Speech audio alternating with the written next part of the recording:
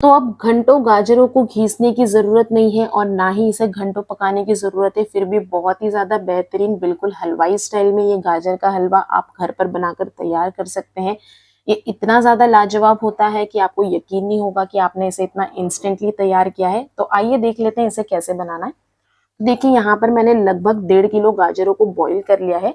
तो बॉईल करना है यानी कि आपको इसे पानी वगैरह में बिल्कुल नहीं डालना है। सिंपली आप गाजर को लीजिए, छिलका निकालने के बाद सारी गाजर को मैंने डायरेक्टली डाल दिया था। सिर्फ इसके जो लास्ट के एंड्स होते हैं वो हमने कट करके गाजरों को बिना चॉप किए ऐड कर दिया था और इसमें पानी भी नहीं ऐड किया था। सिर्फ 1 चम्मच घी और 2 हरी इलायची ऐड करके हमने 3 सीटी आने तक इसे बॉईल किया है।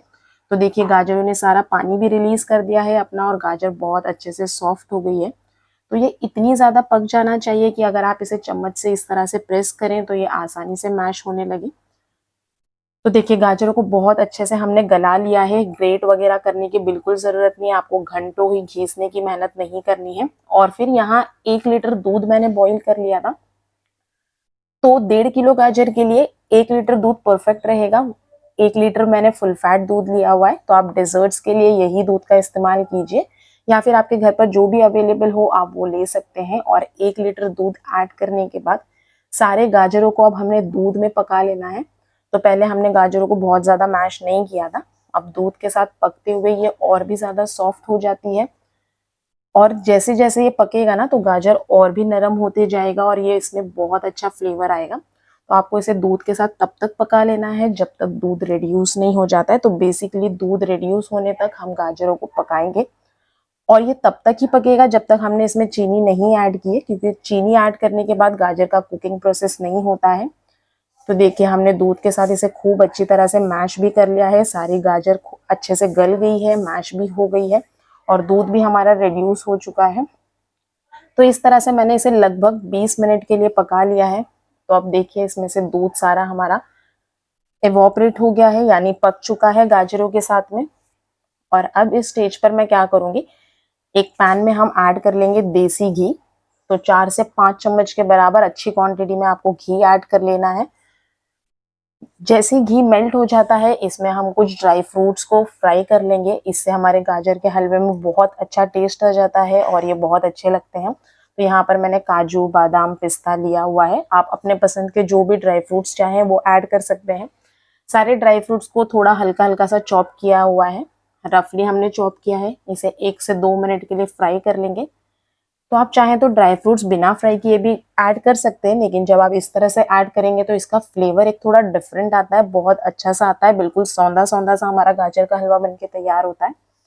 तो देखिए मैंने इसे 2 से 3 मिनट के लिए फ्राई किया है और अब जब हमने फ्लेम ऑफ की है उस स्टेज पर हम इसमें किशमिश ऐड कर देंगे, क्योंकि किशमिश बहुत जल्दी से फूल भी जाती है और जलने लगती है। फ्लेम ऑफ करने के बाद हमने किशमिश भी ऐड किए।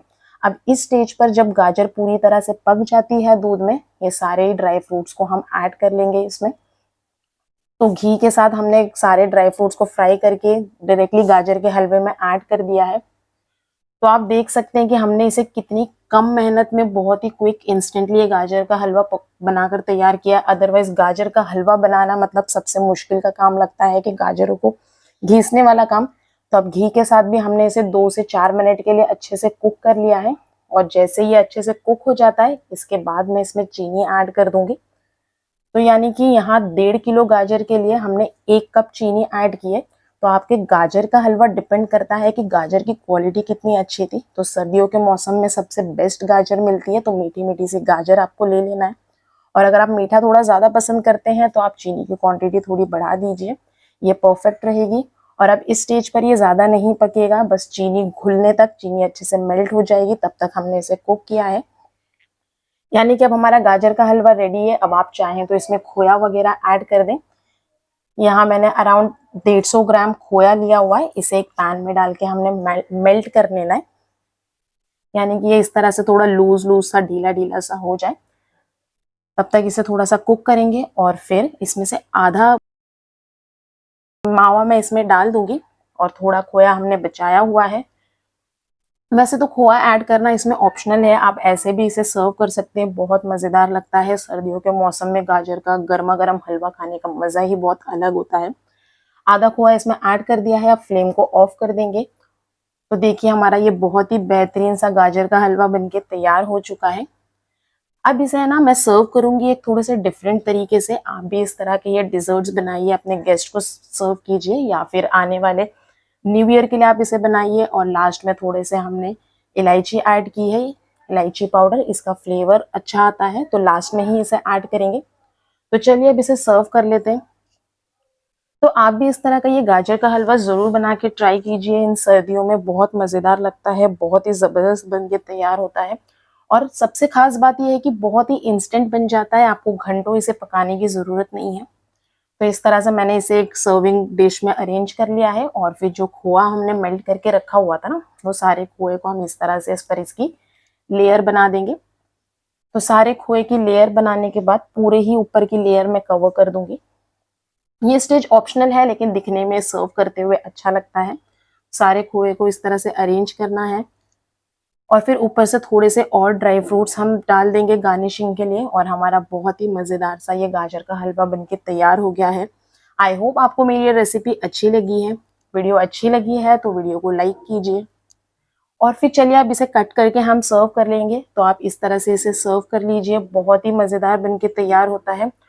अगर आपको मेरी ये गाजर के हलवे की रेसिपी अच्छी लगी है तो वीडियो को लाइक कीजिए, चैनल को सब्सक्राइब कीजिए। फिर मिलते हैं किसी नई रेसिपी के साथ। Till that time, bye bye and take care.